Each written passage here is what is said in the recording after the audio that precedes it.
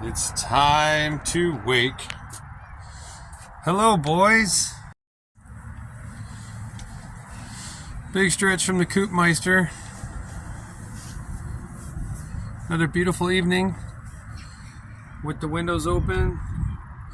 It's actually a nice breeze in the evening, so during the evenings we enjoy the breezes because it keeps the motorhome nice and cool. It is still pretty moist though.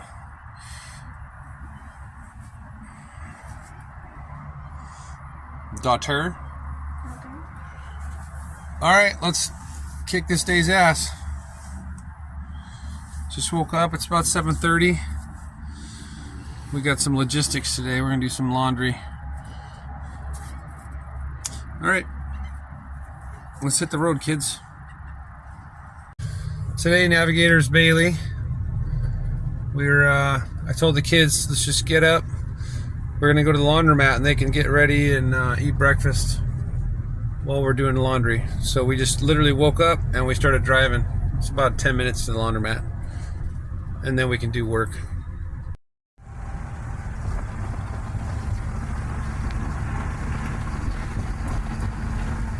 What do you think of the sunrise, Bailey?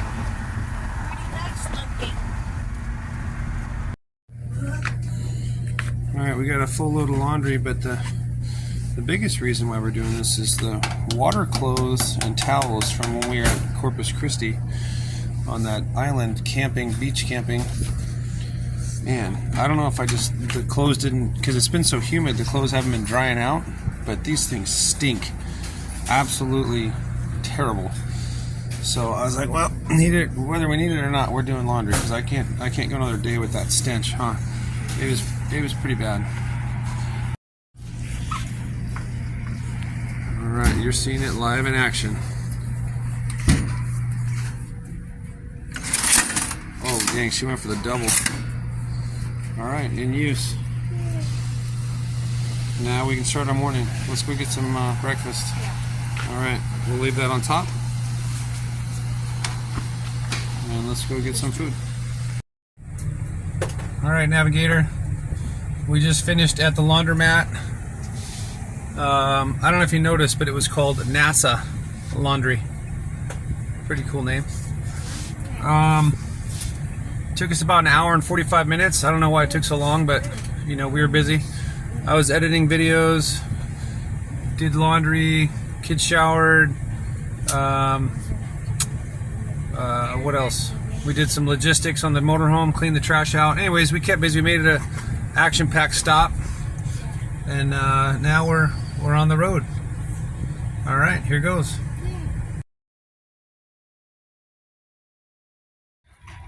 Bailey, what are we doing? Yeah, right around the corner from the old NASA laundromat. Disc golf course. Good throw.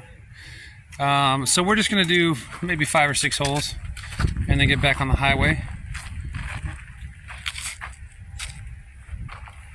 We had a chat with these nice gentlemen over here.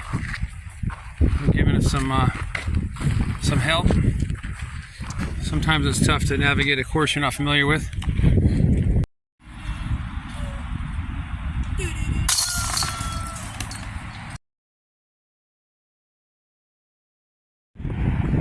Okay, not as good as my daughter, but 1, 2, 3, 4, 5, 6, 7, 8, 9, 10, 11, 12, 13, 14, 15 times 3, Cooper?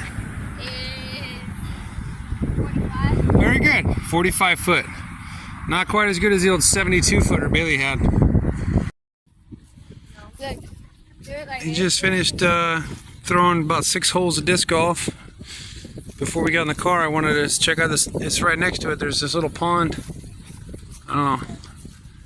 It's cool because back where we're from, we don't have this much water everywhere. But then again, we also don't have this much humidity, huh, Bailey? Yeah. What would you rather have? All this beautiful water and greenery or humidity? water and green. I guess I didn't really say that right. Yeah. Would you rather have all this, the positives are all this water and greenery, but it comes with humidity, or where we're from, it's pretty dry and desolate, but it's no humidity. I don't even know if this audio is coming through because it's winter shit in every day of every part of this state. Okay, we're back in the car. Kids played at the playground for a little bit. We're at the Taylor Lake Village disc golf course. But that water we showed was actually, it's a pretty big sized lake. I thought it was just like a pond, but no. So, but Bailey, we came up on some free swag. What did we find? We found another disc golf disc. Yeah, Jameson found it, and it doesn't have a phone number on it, so we looked around for the dude we thought it was, and we couldn't find him. We gave it our best efforts, but I couldn't find him, so now we got it. That's why you put your phone numbers on these things. And now the kids are going to do a field trip for him for the Houston Space Center from yesterday while we're driving to our next destination. Okay, what do you got, Coop? What? What are you doing? Oh, I'm turning on the speaker. Thank you, sir. Okay. All right, turn the speaker on and then let's hit the road. What made them separate into jobs? Check out this cool bridge.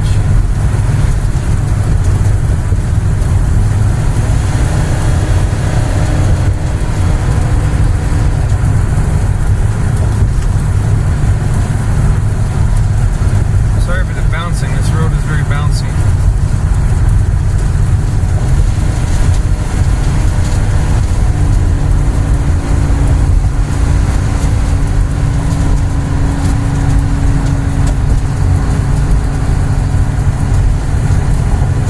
Look at how thick these cables are.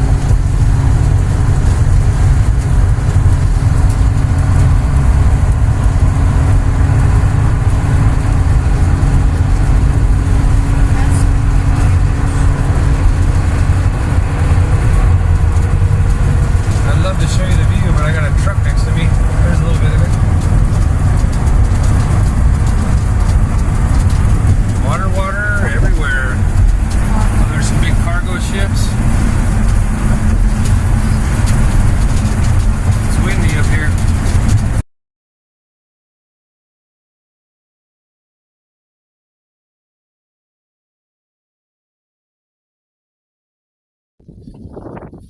We're at the old Anahuac boat ramp, public use and day use.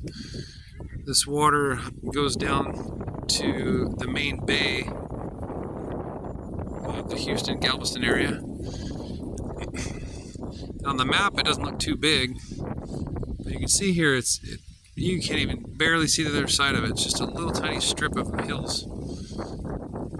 But anyways, it's a personal quest to have come to see this lake. I was telling my dad about it. Didn't look that big on the map, but because compared to the bay, this is like a tiny little dime compared to the bay. And there was a sign that said, "Watch out for Alligators." So we're officially in alligator territory. This is a saltwater lake because it connects to the bay. There it is. Look, there's a baby alligator. It's a baby gator and it's natural. We saw our first natural baby alligator. Where is it? Look at that thing. Just see its eyeballs.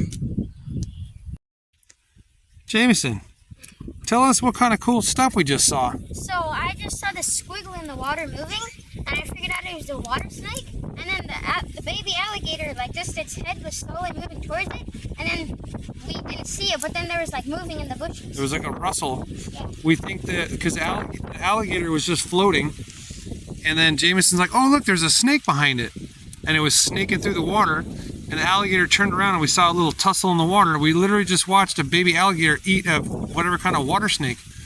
Holy shit, I miss California. Some serious prehistoric stuff going on here, huh?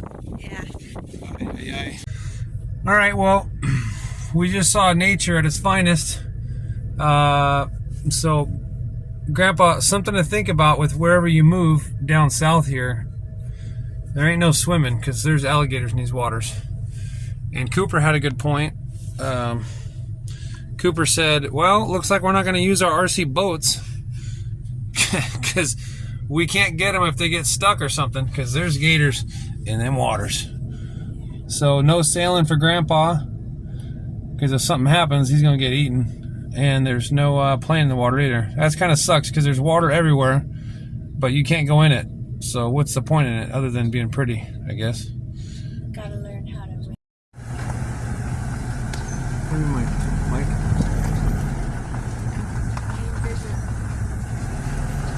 Definitely swampy. It's our first real look at. Jameson just saw a water snake, he says. Is it? Should I back up? I don't know if it's still there or not, but I saw that little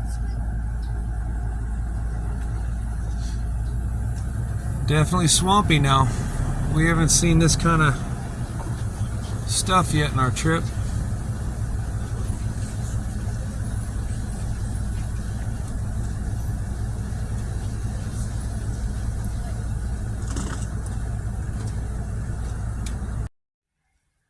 All right, it's noon here in Anahuac. I'm gonna get some crawfish. I had this on the map for a stop, and it worked out perfect that it's lunchtime. Let's go see what kind of stuff we can get for the kids to fill their bellies. All right, a bit of a letdown was they said they don't have crawfish and all that fancy stuff till after 5 p.m. for dinner. But we got crawfish tails. Yeah, little tiny. Those weren't. Crawfish are different than what they gave us. Those were like little shrimps, but crawfish are bigger and they're like little mini lobsters. Yeah. But we did get fried alligator. How was that? It was That was pretty good. Yeah. It was a little chewy, but I liked it. Yeah, we got fried alligator. We got catfish. How's the catfish? That was good because it was so soft. Yeah, catfish was good. And then, like I said, there were these little shrimpy thing fried type deals. And then she gave us these boudin balls. Those are I liked them, but what did you guys think? Yeah, they were all right. Yep. And then she gave us some local sausage, I guess, made down the street, and it was fried. Everything's fried here. No. But it was. How did you guys like the sausages? Sausage was good. It was funny because they looked like the way they sliced them were like long and oval, and then they fried them. And just the skin of it was shining through. So I got the kids thinking, I was like, hey, guys, here's fried cockroach. Just the color of it and the way it was shining through. It looked like the backs of cockroaches. And the kids were like, wait, what? But they were sausage. They were pretty good, though. But so everything was good here. Just so we just finished lunch. And we're going to hit the road and make some progress. All right, kids, go sit down. All right, two things. We just hit rain, number one. Number two, Bailey's going to put in one of those CDs. And what did you just ask? I don't know how to open it. She didn't know how to open a compact disc case, people. This is a future generational problem. Oh, I figured it out. Oh, she got it. She was figuring out this whole time while I was trying to get the camera set up. All right, Bailey. Slip in the Glee soundtrack. You just slide it in, color side up. Where? Gosh dang it! Where? In the slot right here that looks like a CD. Oh my God, I'm old. There you go. Just give it a little tap. Tap it. A little more. There you go. That'll take it. All right. We're listening to Glee now. I have no idea what that means, but yeah. Bad news. It broke. The CDs won't play. It just says error. I've played CDs in here before, so I gotta, when I'm not driving down the highway when it's sprinkling out, I gotta investigate. Maybe it needs to be cleaned a little bit or something. Or maybe one of the kids shoved something in there, who knows. So no music, still. Bailey, we almost forgot. What did the nice waitress lady at the crawfish place tell us about their little town? Well, it's of Anahuac. Yeah, Anahuac is the alligator capital of Texas. Because for every one human being, there are 5 alligators. That's pretty good. That's a lot of damn alligators. Yeah. So the moral of the story is stay out of the water. Yeah. Don't stand near the shores. Don't fall in the water. Just stay away from the water. Okay, as soon as we park, we're going to the Texas Energy Museum, and as soon as it parked, it started raining. You can see it out there a little bit. I don't know, maybe here. But it's raining. So we're gonna turn the video off and we're gonna run for the museum. Yes. Because it literally started raining when we parked, huh, Bailey? Yeah, it was fine. And then the second that Dad released the pedal, it started raining. Yeah. And then he turned it off and it started pouring. Yeah, so, and I actually parked closer. We were gonna park further away into some nice trees, but I said, shit, it's pouring outside. Let's get closer. Oh, we got a break. Okay, we're going. Okay, we made it into the museum unscathed. And we're here at the Texas Energy Museum, which is, you guessed it, most likely oil. So we're learning about viscosity. Viscosity is the thickness of fluids. So let's go ahead and turn it over and see which one flows the most. You see how they flow at different rates? That one looks like syrup. Yeah, but look at this one. It's just barely moving. Oh, yeah. That's the slowest. Hold on. Leave it there. That looks like some kind of art. What was it? Look at this one. It's still not even down. Oh, it's coming. It's coming. There it goes. So that entire time it took. You were going to flip it back over. Stuff hasn't even settled yet. So this would be the most viscous, the thickest. And the thinnest looked like it was one of these other two. Yeah. Let's see. Which one? I think. You literally almost got hit, Cooper. I think it was this one. Yeah, it's one of these two. But look, they show their crude petroleum, crude petroleum, crude petroleum, crude petroleum, crude petroleum. So, but they're from, can you stop moving it? They're from different places. This is from California, this is from Alaska, New Mexico, Texas, Wyoming. So the crude oil, the crude petroleum from different parts of the country requires different refining to make it into oils and gasolines that we can use. So that's interesting. I didn't know. I just thought oil was oil. But look at this. Looks like a nice honey. And this is like molasses. This kind of looks like the one that you use in your car. Yeah, like regular old motor oil, huh? Bailey, what are we looking at here? Well, obviously the simplified flow diagram of modern refinery. See, isn't it just so simple? Yeah, I think it's not. It's the unsimple flow diagram of modern refinery. And this is the simple distillation process. Interesting. Making some moonshine here.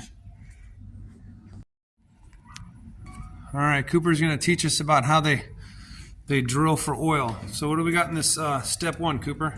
So they drill a tube of 30-foot joints of steel pipe screwed together. All right, so they drill for oil. yeah, so they use this giant gnarly claw-looking thing, and you can see, guys, the diameter of the pipe is a lot smaller than the diameter of the digging head. So the digging head is larger to give us this gap here, which is important in a little bit. So they'd use 30-foot lengths of steel pipe. And then step two is the casing. What do we do here, Coop? They permanently setting multiple joints of steel pipe into the hole. So now it's the joints are sealed, and the 30-foot lengths are permanently attached to each other. And then cementing. Cementing is the process of pumping a cement Slurry, yeah.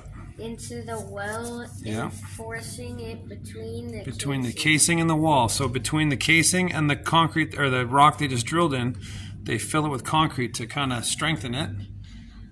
And then the last step is, what is that word up top? perforating. Perforating. Very good. Perforating. All right. So how do we perforate? So you you drill those holes kind of No. Read what it says. It has nothing to do with drilling. to enable the crude oil to flow into the pipe and up to the surface. Explosive charges. Remember, we already went over this, and I thought you would remember that. There's no drilling. They use little explosive charges that blow a hole through the steel, through the concrete, and into the rock. Okay, keep reading. shoot through holes the casing in cement into the rock formation. Yeah. The process is called Perforating. perforating. Yeah. So that what that does is we put holes in everything because this ground here is soaked with oil, and then now the oil, it says, it can soak into the pipe, and then it fills the pipe up, and that's how they pump it out. Very cool. We're learning all kinds of stuff. So this is a silhouette image of an old oil derrick of sorts, and they used to, when they struck oil, it would be called a gusher. Like, look at this, because this structure would be, you know, pretty tall, I don't know, 30, 40 feet, and then look at how high this oil would gush out of the ground. Everything was just covered in oil. And then Jameson, tell us about this. So in 1901, this is where we are right now, is Beaumont, Texas, by the way. I forgot to mention that. So here in this area in 1901, what happened, bud? So on January 10th, Captain Anthony F. Lucas well blew in. Oil was struck at 1,020 feet, which is really deep. Yeah, can you imagine drilling 1,020 feet? Like, that's a lot of sticks of 30-footers. Yeah. And the well flowed 900,000 barrels in the first 9 days of production. So that's 100,000 barrels of oil a day. Yeah, that's a lot. That's a lot. And the pressure was so much. Go ahead, bud. Spouting upward 200 feet, the gusher set off a boom that brought 50,000 people to Beaumont. Beaumont. Yeah, that's the town we're in. Overnight. So, Yeah, so they're saying that there was so much pressure that when they finally drilled and broke through that crust layer into the oil reserve, that the oil shot out 200 feet into the air. Just whoosh. And that shot out on top of the 1,020 feet it was already done. Correct. Yep. That was a lot of pressure. I reckon you could say I was whelped in the oil patch.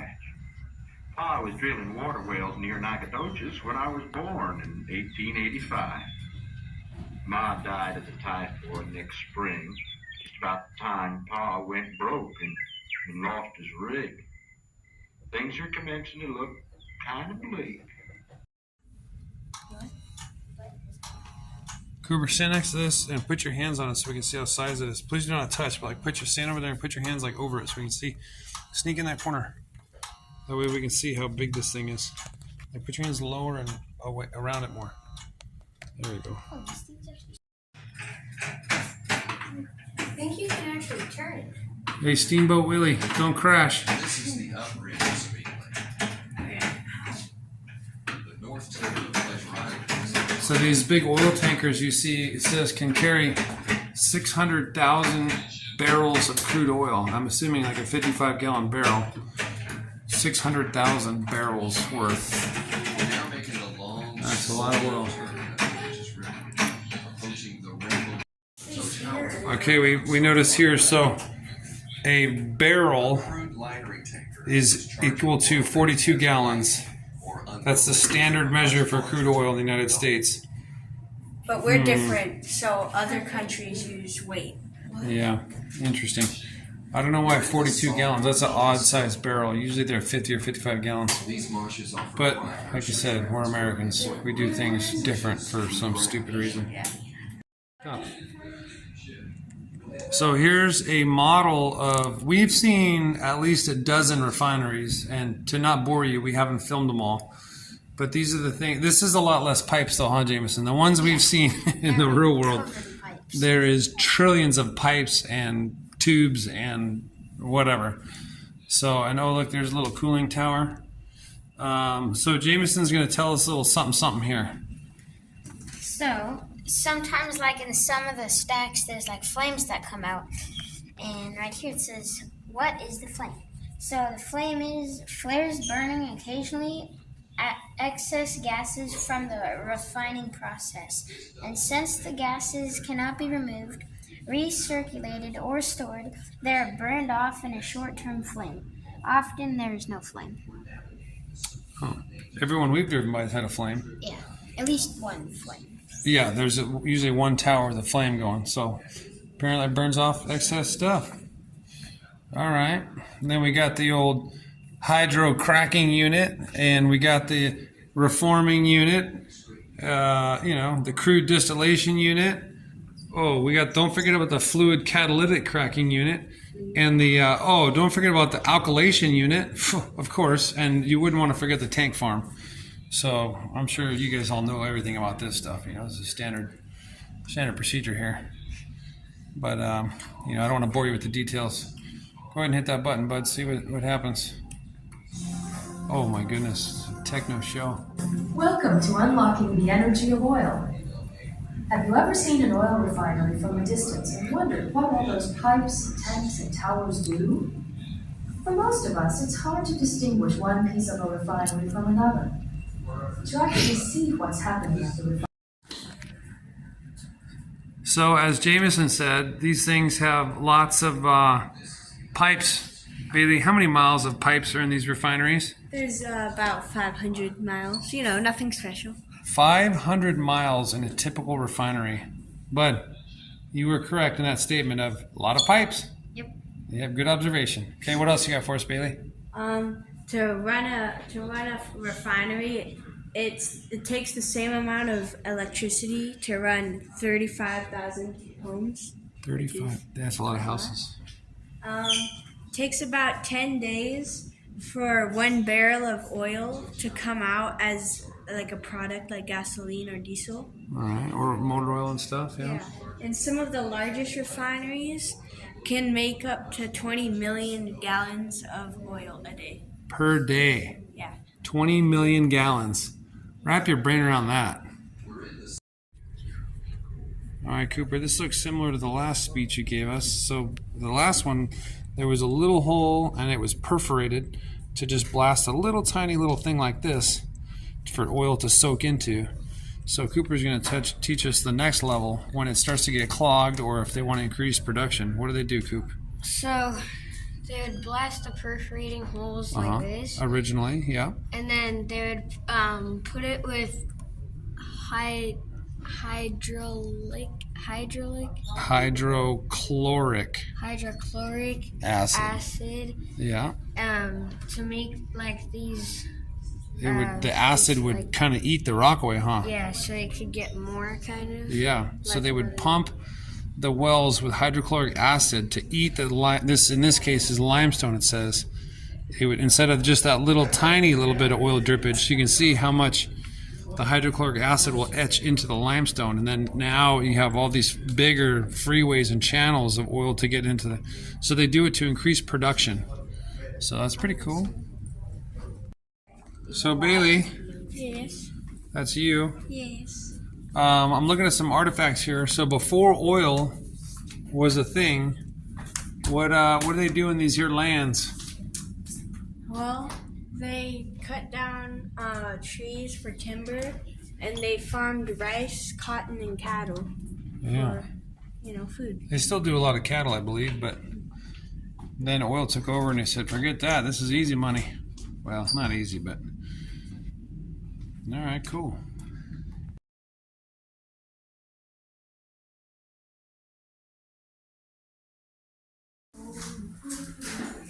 How cool are these tiles?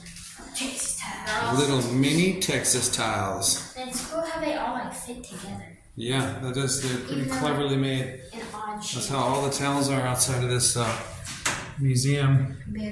And it's raining. So maybe I should have gotten a bag for our postcards, but I'll put them on my shirt. All right, we just braved the rain.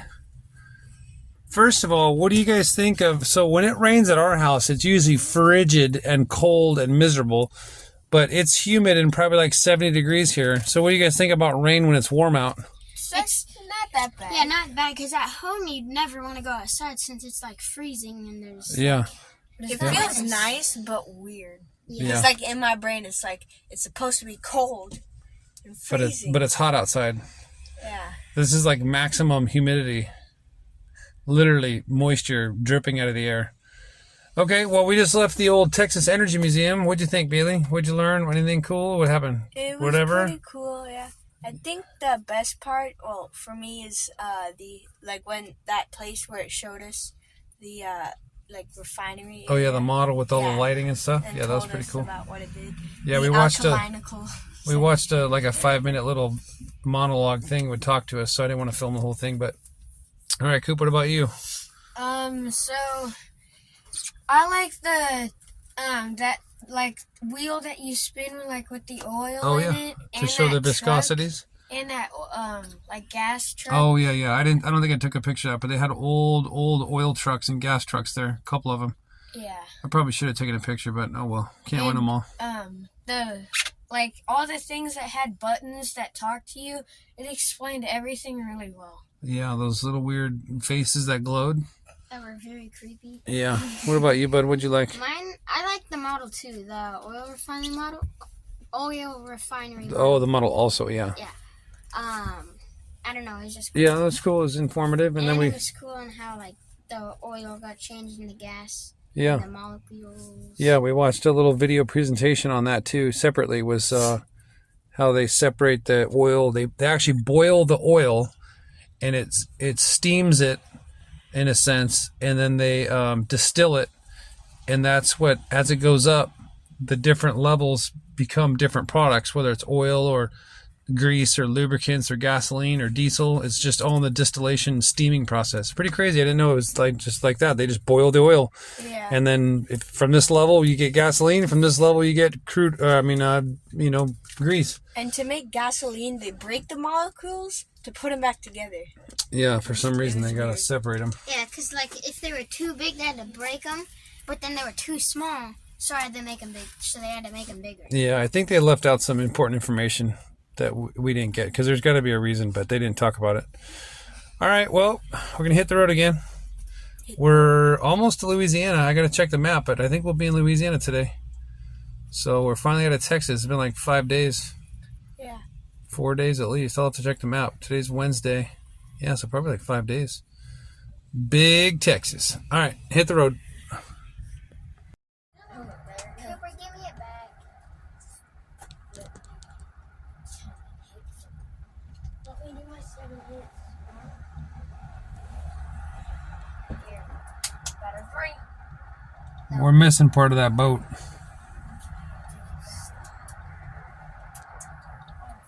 It's raining pretty good now. Even if that touches. We're out here in Beaumont, Texas, getting gas at the old Citgo. I went a little further than usual. I'm a little lower than a quarter tank, but there's gas stations everywhere. But one of the good things about the fuel nozzle being in the back is that I can get gas from either side when I pull in. But one of the problems, it being in the back, is when I pull up to a pump. I mean, I could have cheated back a little bit, but you see, I gotta stick out so far to be able to get gas. Like, I'm almost back in the street. I faced the other way. I was over here at this pump, but I was so close to that silver car that they probably couldn't get out, so I had to turn around. Anyways, this is definitely a good stop to make during the daytime. I don't know if I want to be here at night, but I went in the old food mart, at the Caldera Food Mart, and there was this old timer drunk as a skunk, and he was buying a pack of butter. So I struck up a conversation. I'm like, what are you doing with all that butter? Oh, I got a hankering for grilled cheese. I said, oh shit, all right. So I bought him his butter. That's all he was getting was butter. But it was just funny because he was drunk. It's about, I don't know, 1 o'clock, no, 2 o'clock here. But anyways, I made him happy by buying him his butter. I put a good name on California. But, because that's what he said, oh, California, because they saw the plates. But anyways, so just getting some gas. See what it comes to, what our miles are, and then we're right on this edge here of Louisiana. So in about a half hour we'll be in Louisiana. So maybe tonight we'll put the sticker on. But anyways, okay, navigator. How many miles did we drive? We drove 308. 308 miles since the last fill up. So we went pretty far this time. But now that we're out of the country roads, there's gas stations aplenty. Okay, how many gallons do we put in this pig? 41.739. All right, that's a lot. Out of 50 gallons, that's close. And then what's the MPGs on that? 7.38 miles per gallon. 7.38. I'm so sad the days of 8-something are gone. Must have been downhill in those states. All right, well, we're going to get on the highway, and the next time you'll see us, we'll be at the old Louisiana state sign taking a picture. There's that ... line. We're finally coming out of Texas into Louisiana.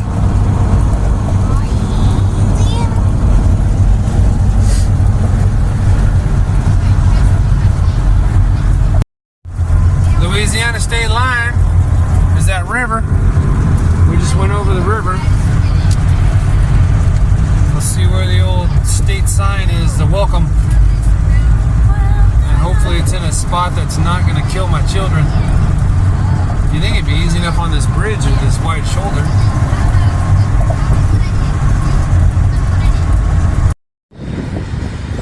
We couldn't really, there wasn't really a welcome sign. So we pulled into they have a half-mile in, there's a rest area. So that's where this sign is. And it's a really beautiful rest area. We're gonna go check out this lake, this pond here. They got warnings for alligators everywhere. So to show you guys how windy it's been, this is the microphone I've been using when it's windy. It's got the windsock on it. And this is the windsock from the microphone that was taking a crap and kept screwing me.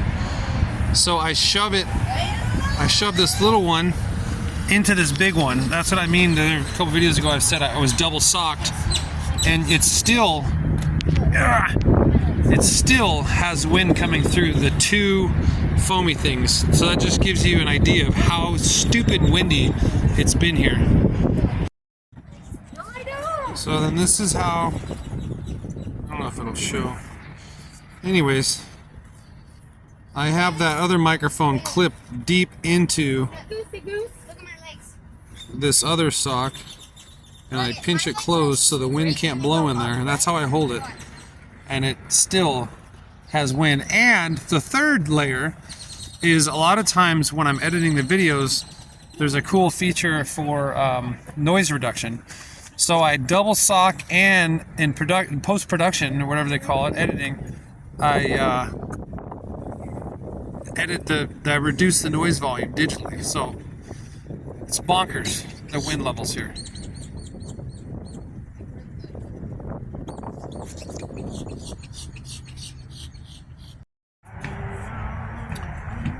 We're on a nice nature walk at the rest area. We're in Australia. Yeah, everything's trying to kill us here. We're in the old bayous now. Keep an eye out for gators. There's more of that wispy stuff that creeps me out.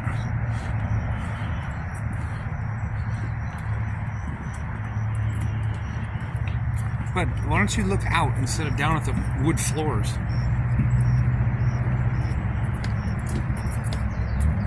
He's just walking down like this. I take him all the way to Louisiana so he can walk like this, instead of going like this and going, holy shit, this is really pretty. That's what I deal with as a parent. Makes it all worth it, huh, people?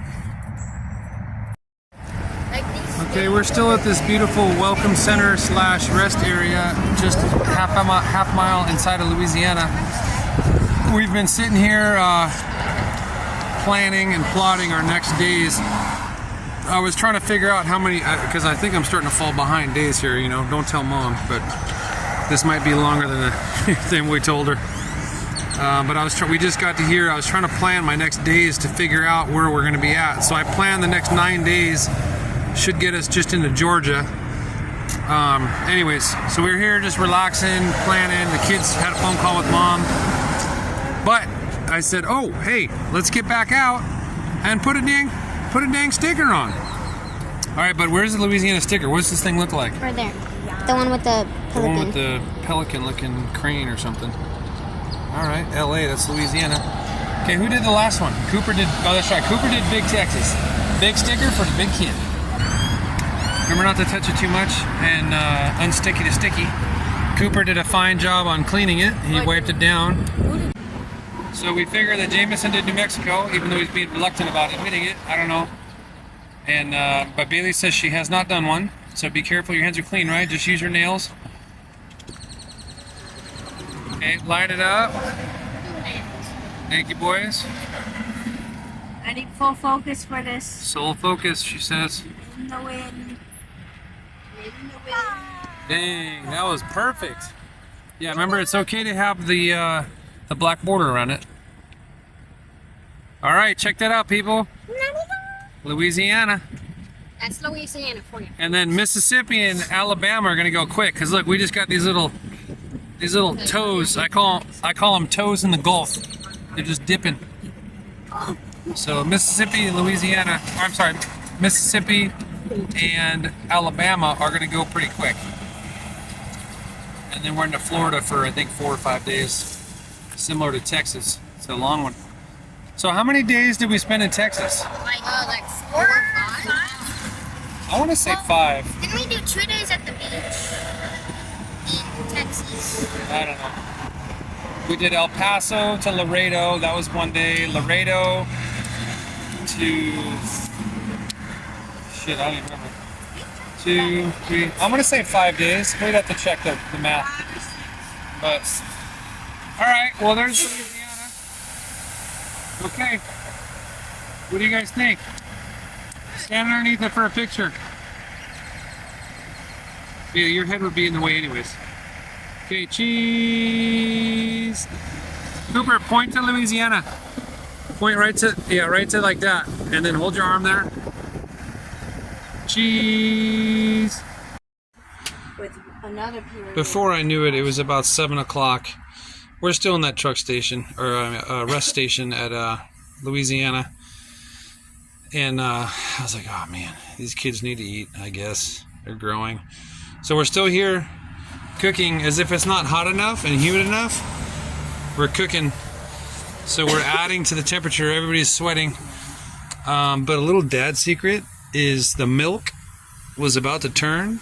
It was about to go bad, you know, in Rob stores and stuff. It was bad milk. But we're going to boil it for a few minutes and hope that kills the bacteria. And watch him not eat it until it becomes leftovers to watch if we die from it. Well, we can't all eat it because we only have one bathroom. And you know who gets precedent on the bathroom? You. Yeah, Dad. So I'm doing you guys a favor by not eating dinner with you tonight. Yeah, but you know who doesn't let me go in the bathroom ever? Them. Yeah. Well, good news is we're gonna stay at a gas station tonight, truck stop type thing, so that you guys can run inside and use their bathroom.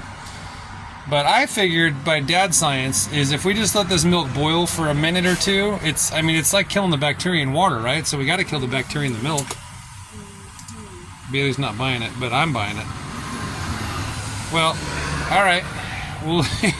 We will update you if anything exciting comes, like the old Waffle House last night, huh, Coop? What? Oh, yeah. Looks like crap, but there's one of those flaming towers that we learned about at the refinery. It looks much cooler in person. Yeah, it looks way cooler in person. Yeah, that's really big. Yeah. That looks like the stuff on like X2. There's the refinery at night.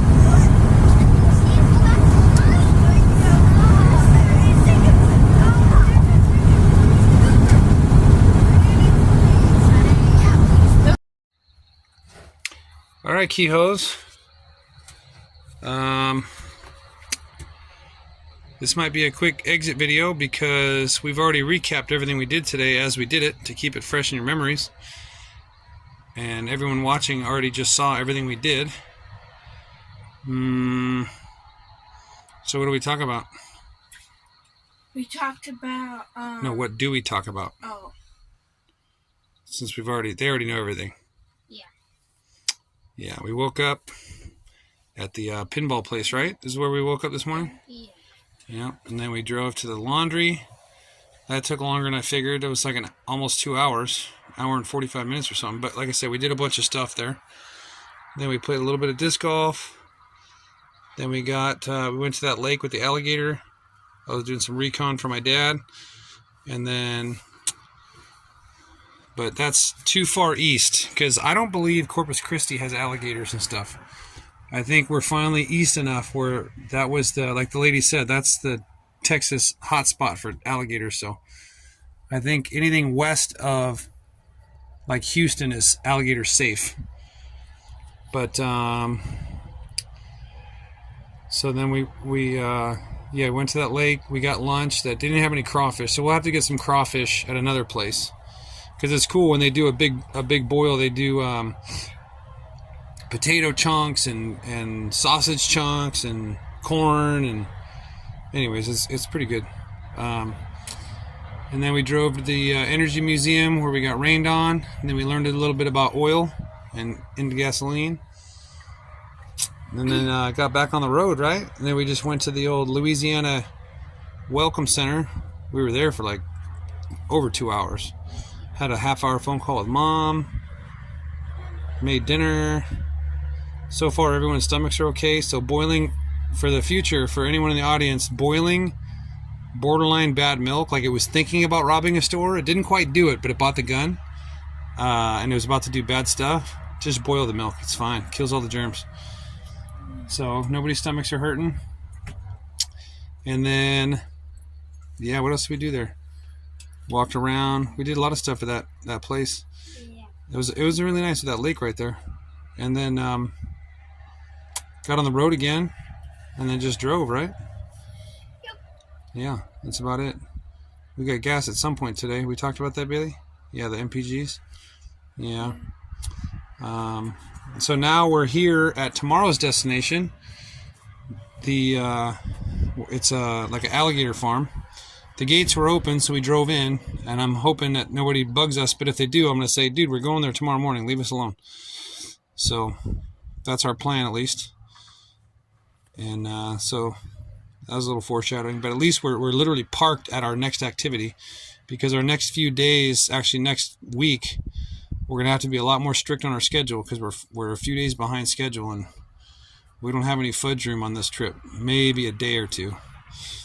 But, yeah, so we're going to wake up, eat some breakfast, go see some alligators, and then hit the road. And we don't want to give away tomorrow too much. But that's about it. We just flossed and brushed.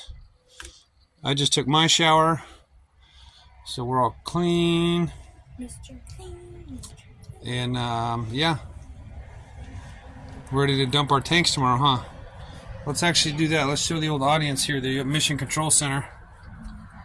So, this is our fresh water.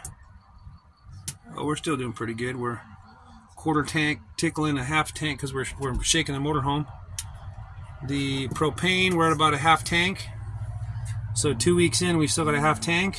So we can wait on that for another week.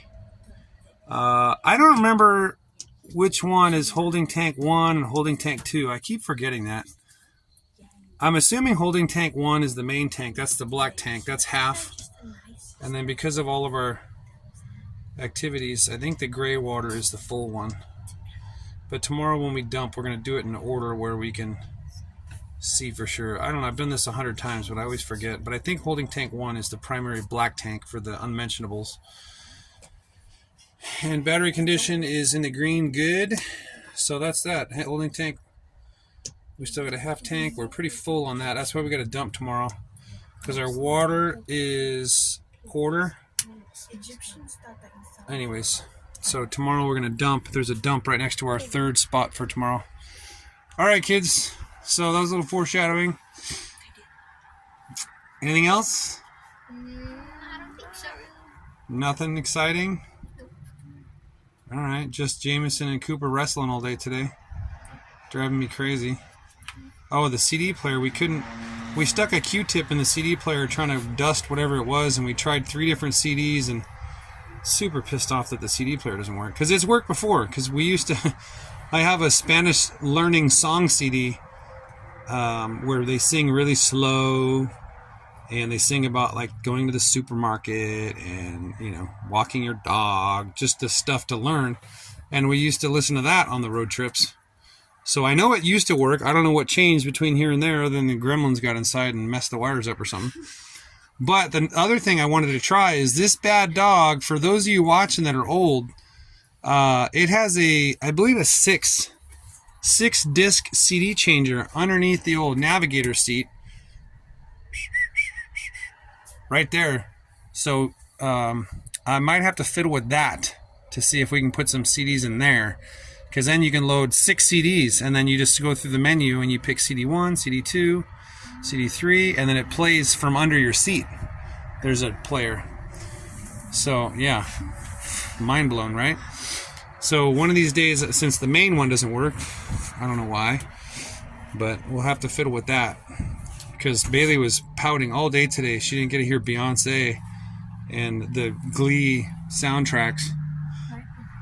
But all right. Well, that's a project for another day. All right. Anybody special want to say goodnight to? Grandma asked for us to say hello. Oh yeah, Grandma asked for a shout out today. Grandma Kehoe. And Grandma Moo, as she likes to be called sometimes. Yeah. All right. Bye. Bye, everyone. So we started this morning out around here. I figured exactly where. At the pinball place. And then our course of the day was up through here. We actually went up through Beaumont. I highlighted the wrong. We went up through Beaumont. This is the Texas Energy Museum. And then this is Louisiana right here. So we went up through there.